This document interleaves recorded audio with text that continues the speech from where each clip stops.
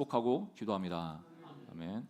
하나님이 주신 말씀 우리 열왕기 하 13장 1절에서 9절 말씀 함께 보겠습니다.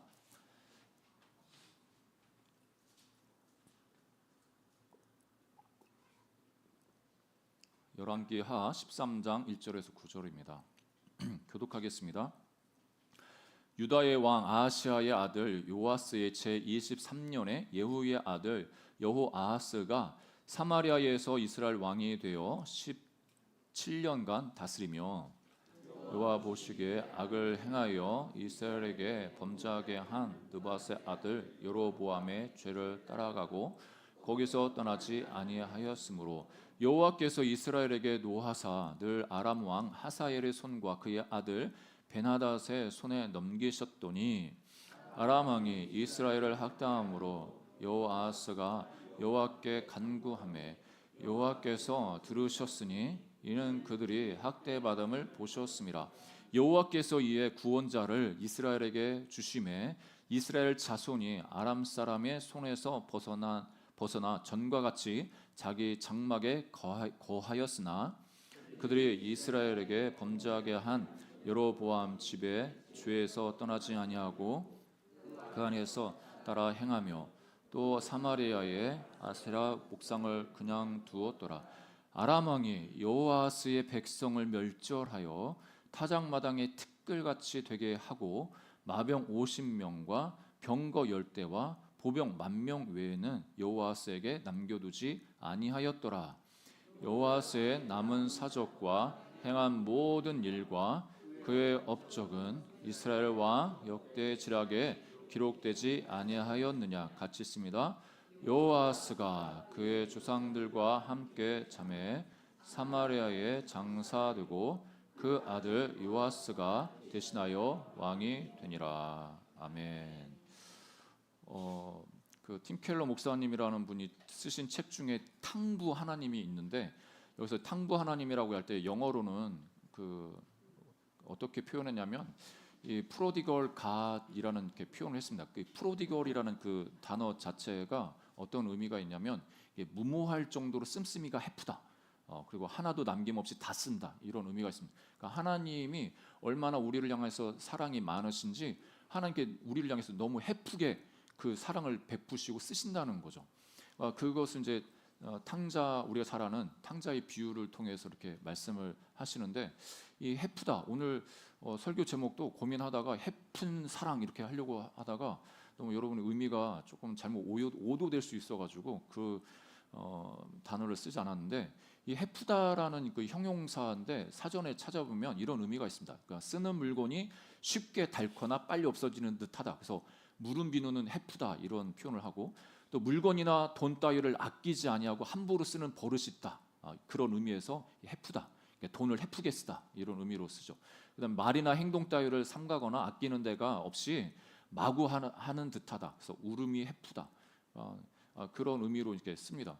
이 헤프다는 이 단어를 하나님에게 적용하는 거 우리 인간 편에서 좀 불경할 수도 있는데 근데 하나님이 우리를 향해서 얼마나 사랑이 많으신지 이런 용어를 사용하지 않으면 하나님의 그 사랑을 다 충분히 소개할 수 없습니다. 그러니까 정말 우리가 볼 때는 하나님이 우리에게 베풀어 주시는 사랑이 어떤 때는 바보같이 정말 바보같이 우리를 사랑하시는 것 같고 어떤 때는 너무 헤프게 한 번 사랑을 주고 그걸로 끝날 수도 있는데 계속 우리를 향해서 아낌없이 계속 그 사랑을 베푸시는 이 사랑이 너무나 놀랍기 때문에 이 표현을 사용할 수밖에 없습니다.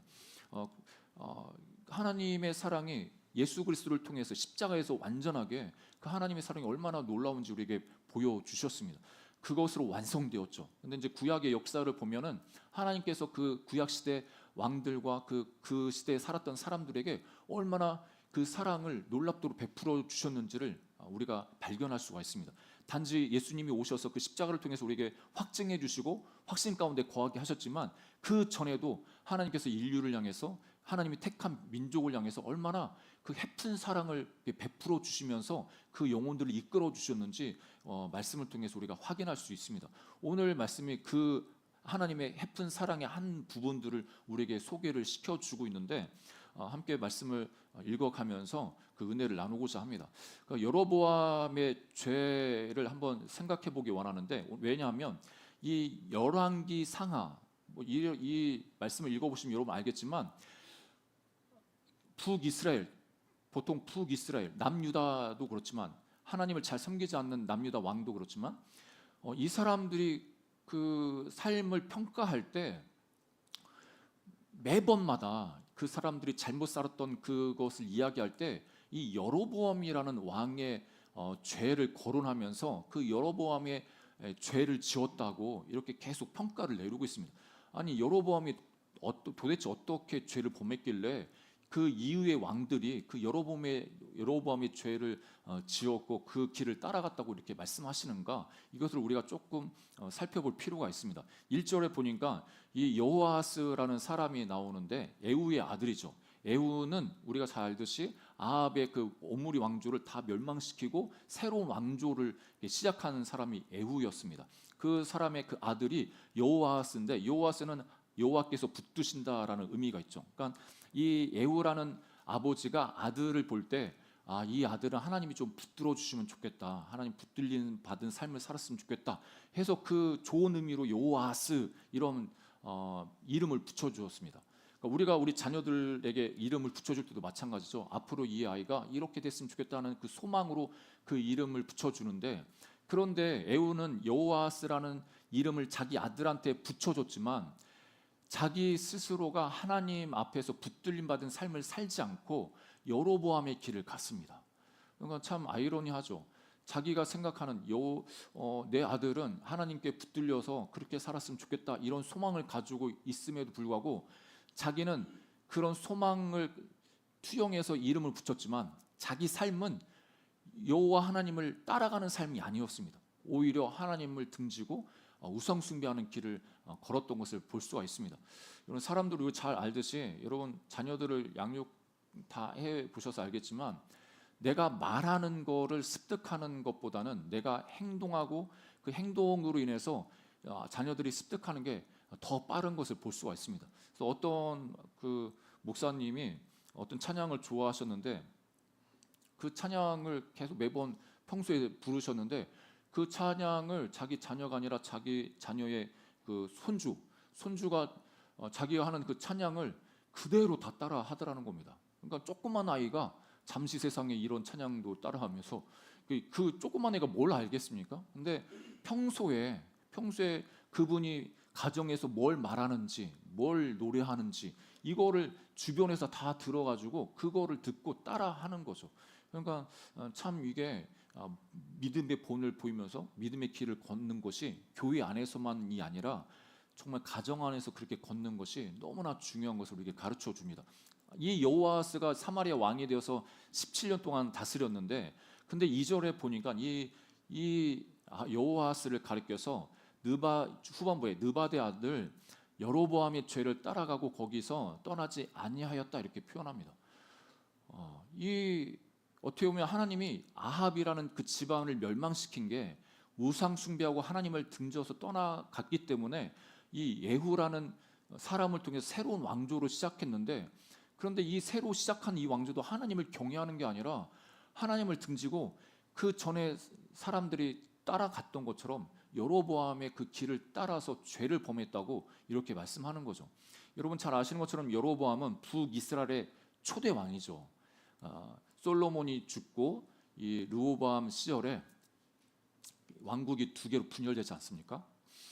솔로몬이 자기가 건축 그런 일들을 많이 했는데, 솔로몬 성전뿐만 아니라 궁을 건축하고 또 각 도시마다 여러 가지를 건축을 했는데, 그 건축을 할 때 이 사람이 되게 탁월한 리더십이 있어서 이 사람한테 일을 많이 맡겼습니다. 지금식으로 하면 건설 현장의 사무소장 정도, 현장 소장 정도 되는 그런 역할을 이 사람한테 맡겼죠. 그런데 이 사람이 이 솔로몬이 하나님께서 이 선지자를 통해서 이 여로보암이 이제 10지파를 다스릴 거라고 이제 예언을 하시죠. 그래서 그런 과정 가운데 이제 솔로몬이 죽고 르호보암 다스리는 그때 분열돼 가지고 10개의 나라를 이 사람이 다스리는데 그 전에 이 여로보암에게 하나님이 어떤 약속을 주시느냐? 정말 놀라운 약속을 주십니다. 그게 이제 열왕기상 11장 38절에 나오는데 한번 읽어보겠습니다. 내가 만일, 여기서 내가는 여로보암을 이야기하는 겁니다. 여로보암, 네가 만일 내가 명령한 모든 일에 순종하고 내 길로 행하며 내 눈에 합당한 일을 하며 내 종 다윗이 행함같이 내 율례로 명령을 지키면 내가 너와 함께 있어 내가 다윗을 위하여 세운 것 같이 너를 위하여 견고한 집을 세우고 이스라엘을 내게 주리라. 그러니까 이 남왕국은 이 다윗이 다스렸고 다윗의 그 후손들이 이 남왕국을 통치하지 않습니까? 그러니까 하나님이 다윗을 너무나 좋게 여기셔가지고 내 마음에 합한 자라고 칭찬하시면서 언약을 맺으십니다. 그 언약이 내가 네 왕위를 견고하게 해가지고 너희 집이 앞으로 꾸준히 그 왕위를 계승할 것이라고 그런 약속을 주시는데 이 여로보암한테는 어떤 약속을 주냐면 다윗처럼 그렇게 하나님을 경외하면서 나가면 너한테 이 10지파 이 북이스라엘의 왕위를 끝까지 그렇게 보존해주고 보장해주겠다 이렇게 약속을 하신 겁니다. 이 얼마나 놀라운 보장입니까? 할렐루야 아니겠습니까? 이 2지파가 아니라 10지파, 그것도 땅덩어리도 너무 넓습니다. 하나님을 따라 행할 만도 한데 그런데 이 사람이 죄를 짓습니다. 왜 이렇게 죄를 짓나? 그게 어떤 죄인가? 그게 열왕기상 12장 28절에서 30절에 나오는데 우리 한번 읽어볼까요? 같이 스크린에도 있습니다. 같이 읽겠습니다. 시작. 계획하고 두 송아지를 만들고 무리에게 말하기를 너희가 다시는 예루살렘에 올라갈 것이 없도다. 이스라엘아, 이는 너희를 애굽 땅에서 인도하여 올린 너희의 신들이라 하고 하나는 베델에 두고 하나는 단에 둔지라. 이 일이 죄가 되었으니 이는 백성들이 단까지 가서 그 하나에게 경배함이더라. 여기서 베델과 단이 나오는데 북이스라엘의 최북단에 단이라는 지역이 있고 이 남단에 베델이라는 곳이 있습니다. 여러분 잘 아시는 것처럼 이 이스라엘의 절기를 지키기 위해서 3대 절기를 지키기 위해서는 예루살렘 성전에 다 와서 제사를 드려야 했습니다. 그러니까 여로보암이 10개 지파를 다스리고 있지만 이 6월절이라든지 최대 명절이 되면 이 북이스라엘 각 지파에서 사람들이 제사하려고 남유다로 내려가는 그런 상황이 되는 거죠. 그러니까 이 마음 가운데 이 여로보암 마음 가운데 덜컥 두려움이 생기는 겁니다. 그러니까 하나님 앞에 범죄를 한다고 했을 때 욕심이 잉태해서 죄를 낳고 죄가 잉태한 지 사망이 낳는다고 하시는데 그 욕심을 잘 관리하지 못해서 죄를 짓는 데까지 나갈 수 있습니다. 그런데 욕심만 죄로 우리를 이끄느냐? 그렇지 않고 우리 안에 있는 두려움을 잘 다루지 않으면 그 두려움이 우상숭배와 하나님을 거부하고 불신하는 데까지 그런 죄로 나갈 수 있다는 것을 우리에게 가르쳐 주십니다. 그러니까 그래서 이 여로보암이 이 단과 베델의 이 금송아지를 만들어 놓고 그곳에서 제사를 하도록 만들었는데 이것이 바로 여로보암의 죄다 이렇게 말씀하시는 거죠. 그 여로보암이 그런 죄를 짓게 된 그 배경을 그 앞절에 이야기를 하는데 26절부터 27절입니다. 우리 같이 읽어볼까요? 시작. 그의 마음에 스스로 이르기를 나라가 이제 다윗의 집으로 돌아가리로다. 만일 이 백성이 예루살렘에 있는 여호와의 성전에 제사를 드리고자 하여 올라가면 이 백성의 마음이 유다 왕 된 그들의 주 르호밤에게로 돌아가서 나를 죽이고 유다의 왕 르호밤에게 돌아가리로다 하고.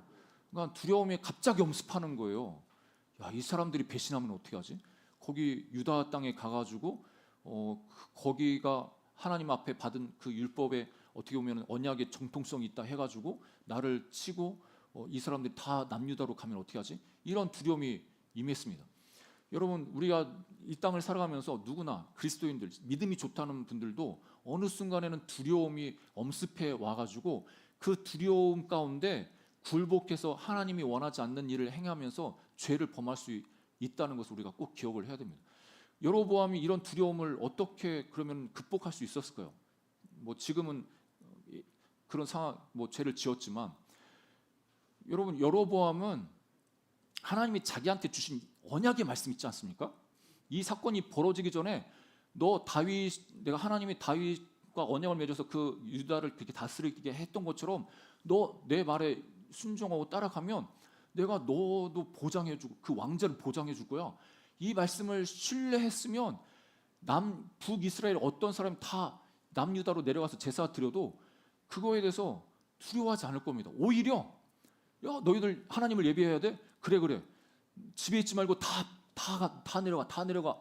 어떻게 보면 더 하나님 앞에 예배를 온전히 드리라고 하고 성전 남유다한테 내가 이 성전 우리나라가 10개 지파니까 이 성전에서 필요한 것들 우리가 우리 분깃을 좀 성전 유지비로 내겠다 이런 식으로도 담대하게 그렇게 도전하면서 그렇게 갈 수도 있었습니다. 그런데 그 마음 가운데 그 두려움이 불신의 방향으로 자기 생각을 바꾸어가고 결국에는 이 눈에 보이는 그 제단을 만들어서 사람들을 미혹시켜서 우상 숭배하도록 그렇게 이끌었습니다. 백성들 입장에서도 어떻게 보면 좀 편하죠. 저 북쪽에 있는 사람들이 남쪽에까지 와야 되는데 그럴 필요가 없는 거예요. 여기 북쪽에 단이라는 제단을 만들어 놨어요. 남쪽까지 갈 필요 없어. 그냥 가까이에서 예배 드리면 돼. 여러분 구약의 산당을 제거하지 않았다고 이렇게 표현이 많이 있는데 그 산당이 왜 존재하느냐? 그것은 자기 신앙을 편하게 하려고 산당을 만들어 놓은 겁니다. 그러니까 그 이면에 다른 게 아니에요. 그러니까 산당 만들어 놓아서 언제든지 자기 하고 싶을 때 예배 드리고 저 멀리 유다까지 예루살렘까지 걸어가는 게 얼마나 힘듭니까? 그러니까 우리가 생각할 때 신앙생활을 조금 편하게 하고 싶다 이런 마음이 들 수도 있는데 편하게 할 수도 있죠. 근데 너무 그 편한 거에 익숙해지면 우리의 마음이 하나님으로부터 더 멀어질 위험이 있다는 것을 꼭 기억할 필요가 있습니다. 그러니까 여로보암 시대 여로보암의 죄가 이때만 있는 것이 아니라 이 시대를 살아가는 우리들에게도 항상 우리 마음 가운데 여로보암의 죄가 도사리고 있습니다. 그러니까 하나님이 부르신 공동체에 함께 소속돼서 같이 예배를 드리는 그런 수고. 어떻게 보면 코로나 때는 그렇게 모일 수 없기 때문에 어떻게 보면 온라인으로 이제 예배를 드리고 또 거리가 멀기 때문에 또 아프기 때문에 그렇게 드릴 수밖에 없는 상황은 100번 이해를 하고 또 그것을 하나님이 허용하실 겁니다. 그렇지만 우리가 시간이 있고 건강이 있고 또 에너지가 있고 그런 상황에서도 이 예배를 편하게 드리려고 하는 그런 마음이 도사리고 그런 마음 때문에 편하게 신앙생활하려고 하다 보면은 우리는 결국에 어느 순간에는 편하게 신앙생활 하다가 우리의 신앙이 하나님과 멀어지고 더 우리 신앙이 다운되는 일들이 벌어질 것입니다. 여러분 이런 위험에서 우리가 깨어서 기도하는 우리 모두가 되기를 주의 이름으로 축복합니다.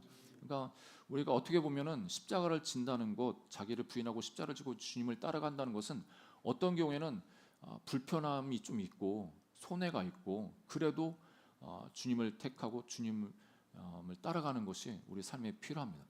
아무튼 이 우상을 만든 동기가 그 두려움에서 이 여로보암은 이 우상을 만들어서 전 이스라엘 10개 지파가 범죄하도록 그렇게 이끌어 갔습니다. 하나님이 이걸 얼마나 아파하실까요? 아니 어떻게 눈에 보이는 그 송아지를 보고 하나님이다 이렇게 하면 어떻게 그거를 믿을 수가 있을까요?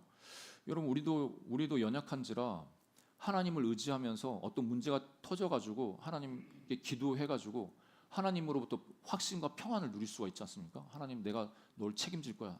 걱정하지 마. 내가 공급할 거야. 그 일 이루어질 거야. 이렇게 마음에 감동을 주시고 확신을 주시는에도 불구하고 그 마음 한구석에는 지금 당장 이루어지지 않고 보여지는 뭔가가 없으니까 불안함들이 있습니다. 두려움이 있습니다. 그럴 때 누군가 딱 나타나가지고 여러분들한테 눈에 보이는 뭔가 길을 딱 주고 어떤 사람을 속회시켜주고 어떤 뭔가를 해주면 우리의 마음은 너무나 안정감을 누릴 수 있습니다. 이게 인간입니다. 오히려 하나님으로부터 응답받는 그것을 통해서 안정감 얻는 것보다 사람이 뭔가를 방법을 제시해서 그걸 딱 제시하면 오히려 그게 더 마음의 안정감을 누리는 게 우리 인간들의 모습입니다. 그렇죠. 우리는 그 순간에도 우리 마음을 잘 살펴서 하나님을 끝까지 신뢰하며 나가는 우리 모두가 되기를 주 이름으로 축복합니다. 두 번째로 우리 말씀을 통해서 알 수 있는 것은 하나님께서 이런 사람들이지만 이런 나라지만 이런 왕이지만 그래도 하나님께서는 이들을 향해서 하나님의 긍휼과 사랑을 거두지 않으신다는 겁니다. 그 하나님의 사랑 때문에 어떻게 보면 이스라엘의 백성을 통해서 하나님이 얼마나 놀라운 사랑을 베풀어 주셨는지 그것을 우리가 보면 이 시대를 살아가는 우리 예수 그리스도 안에 들어온 우리들에게는 하나님이 얼마나 더더욱 우리를 더 사랑하시면서 우리를 이끌어 가시는 것을 깨달을 수가 있습니다. 이 3절에 보니까 여호와께서 이스라엘에게 노하사 늘 아람 왕 하사엘의 손과 그의 아들 베나닷의 손에 넘기셨더니, 여기서 늘이라는 이 표현이 참 인간의 편에서 볼 때는 고통스러운 표현입니다. 여러분 생각해 보세요. 내 삶에 뭐 하나 잘 풀리지도 않고 계속 막히고 어려움이 있고 늘 어려움, 늘 문제야, 늘 고통 속에 있어, 늘 문제 속에 있어. 그럼 여러분 얼마나 답답하시고 아프시겠습니까? 근데 이거를 하나님 입장에서 생각하면 늘 그렇게 어려움에 직면하게 하시는 그 하나님의 그 마음은 또 어떻게 얼마나 아프겠습니까? 이렇게 하시는 그 이유가 있지 않습니까? 우리가 잘 알듯이 하나님은 그 모든 우상을 버리고 하나님 앞에 돌아와서 언약 관계를 계속적으로 유지하면서 하나님을 사랑하기 원하시는데, 그래서 어떤 부분에서는 이런 어려움 가운데 노출시키셔서 잠시 잠깐 그 어려움을 경험케 하셔서 그 어려움 때문이라도, 그 문제 때문이라도 하나님 앞에 간구하기를 원하시는 겁니다. 그래서 그 하나님께 간구할 때 하나님은 기다렸다는 듯이 도와주시는 것을 봅니다. 여기 4절에 보니까 아람 왕이 이스라엘을 학대함으로 여호아스가 여호와께 간구하매 여호와께서 들으셨으니 이는 그들이 학대받음을 보셨음이라. 하나님께 간구했다고 말합니다. 정말 마음을 정말 간절하게 하나님께 간구한 거죠. 우리가 보통 기도를 할 때, 기도를 동기부여를 할 때 기도 응답이 되지 않으니까 기도의 양이 더 차야 돼, 더 기도해, 이렇게 접근을 할 때가 있습니다. 근데 사실 이 말씀을 보면은 그거는 맞지 않습니다. 하나님은 오히려 기도 응답을 하시려고 기다리고 계십니다. 왜냐하면 이는 그들이 학대받음을 이미 학대받는 걸 보고 계시고, 하나님은 무엇을 기다리고 있느냐? 그래, 그 길에서 너희 우상 숭배하고 죄 가운데 있는 그 삶에서 돌이켜가지고 나한테 돌아오기만 해. 좀 돌아간다고 말만이라도 해. 그럼 내가 가서 빨리 구원해 줄게. 하나님 입장에서 이렇게 기다리고 있는 겁니다. 여러분의 아버지가 이렇게 여러분들을 기다리고 있음을 여러분 신뢰하시기를 주님으로 축복합니다. 내가 지금 간절히 기도하는데, 내가 기도하는데 응답도 없는데, 이러면서 하나님 들어주시는 거 맞아? 이렇게 우리가 반문할 수가 있는데 전혀 그렇지 않습니다. 하나님은 응답하고 계십니다. 일하고 계십니다. 그것을 여러분 신뢰하시기를 주님으로 축복합니다. 지금 눈에 당장 나타나지 않아도 하나님은 옳거니 내가 도와주려고 널 기다리고 있어, 이렇게 하시는 겁니다.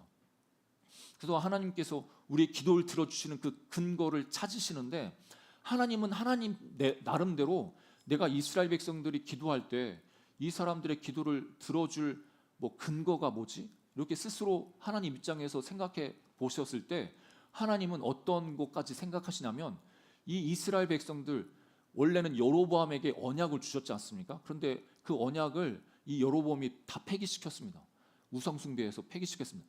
그러면 하나님 입장에서는 하나님과 북이스라엘과의 그 관계가, 언약 관계가 그렇게 중요한 언약 관계가 없는 겁니다. 남유다 같은 경우에는 어떤 경우냐면, 하나님이 남유다를 치기를 하나님께서 하지 않으셨다고 하는데, 왜냐하면 하나님이 기억하실 때 다윗이랑 약속한 게 있는데, 그 약속 때문이라도 지금 현재 후손들 되는 이 남유다 이 사람들이 범죄했어도 완전히 진멸시키기를 하나님께서 하지 않으셨다고 참으시고 계시다고 이렇게 표현을 하죠.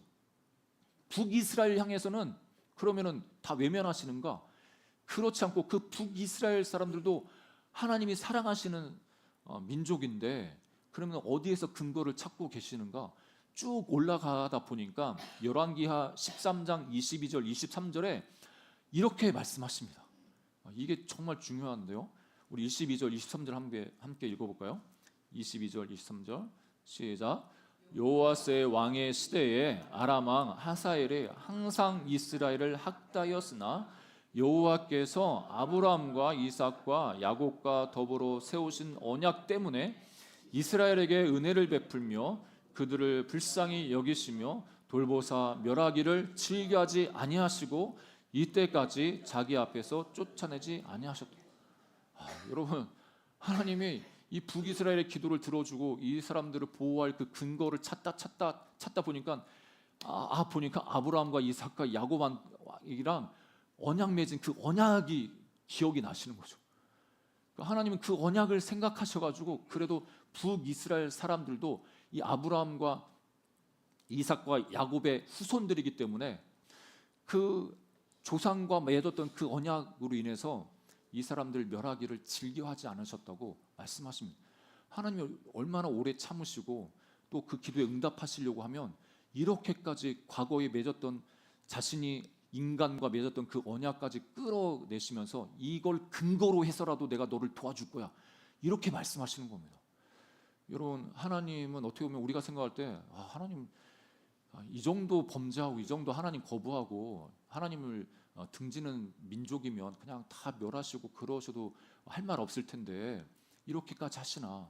하나님은 이 이스라엘 백성들을 향해서 정말 포기하지 않는 사랑으로, 어떻게 보면 우리 인간으로 봤을 땐 바보처럼 이스라엘을 그렇게 사랑하시면서 끝까지 이스라엘의 간구를 들어주시고 응답해 주신 것을 볼 수가 있습니다. 여러분, 이런 하나님이 우리 하나님이십니다. 저와 여러분의 하나님이십니다. 예, 저와 여러분의 하나님이십니다.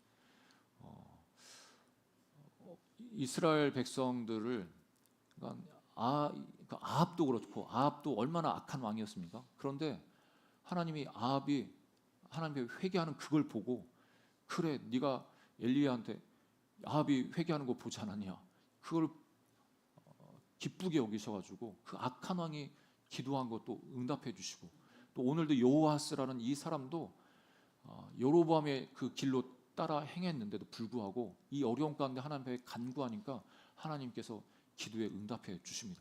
그래서 5절에 보니까 여호와께서 이에 구원자를 이스라엘에게 주심에 이스라엘 자손이 아람 사람의 손에서 벗어나 전과 같이 자기 장막에 거하였으나, 하나님께서 이 구원자를 보내어 주셔서 이스라엘 백성들을 구원해 주십니다.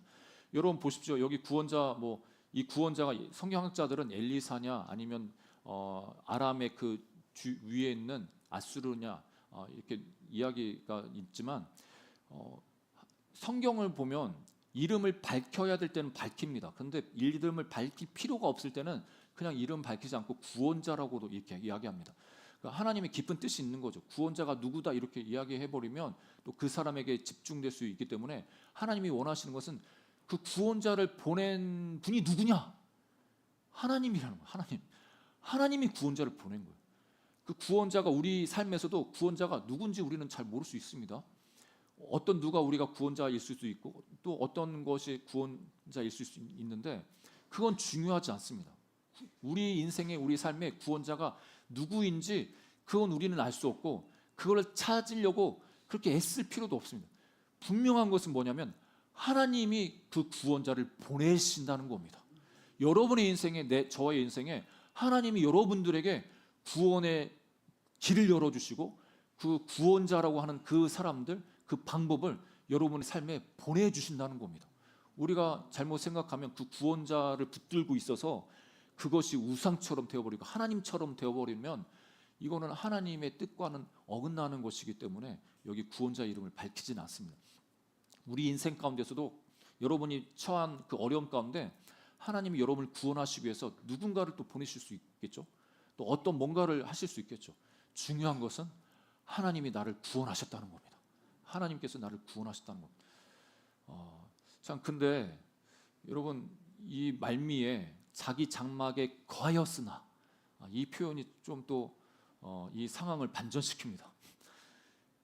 하나님으로부터 구원함을 얻어서 일상으로 돌아갔는데, 그런데 어떻게 했냐면 그 이후에 하나님을 또 잘 섬기면 좋은데 장막에 거하였으나 하면서 6절에 하는 말이 하나님께 또 범죄했다고 표현합니다. 그들이 이스라엘에게 범죄하게 한 여로보암 집의 죄에서 떠나지 아니하고 그 안에서 따라 행하며 또 사마리아에 아세라 목상을 그냥 두었더라.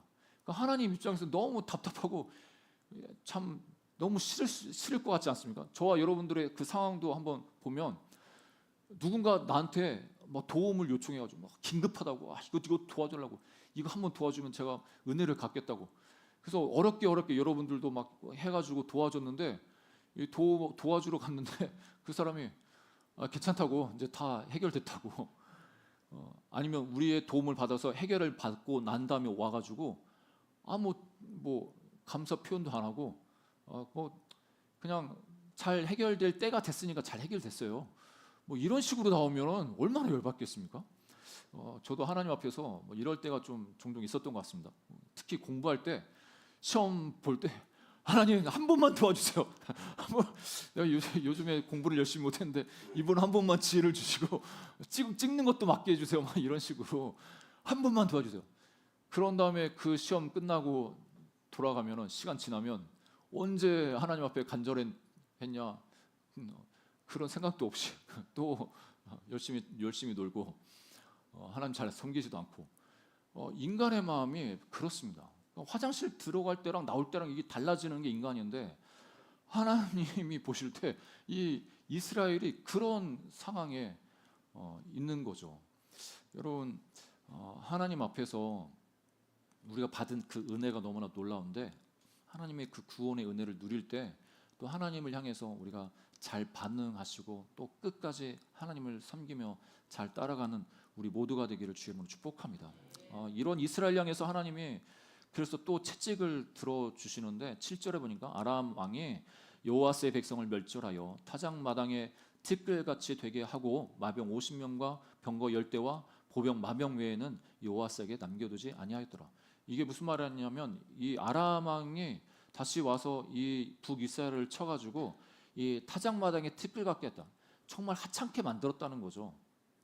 그러니까 국력이 자체가 마병 50명, 병거 10대밖에 없는 겁니다. 그 10집 그 큰 나라에 군사력이 너무나 왜소할 정도로 그렇게 만들어 버렸다는 거죠.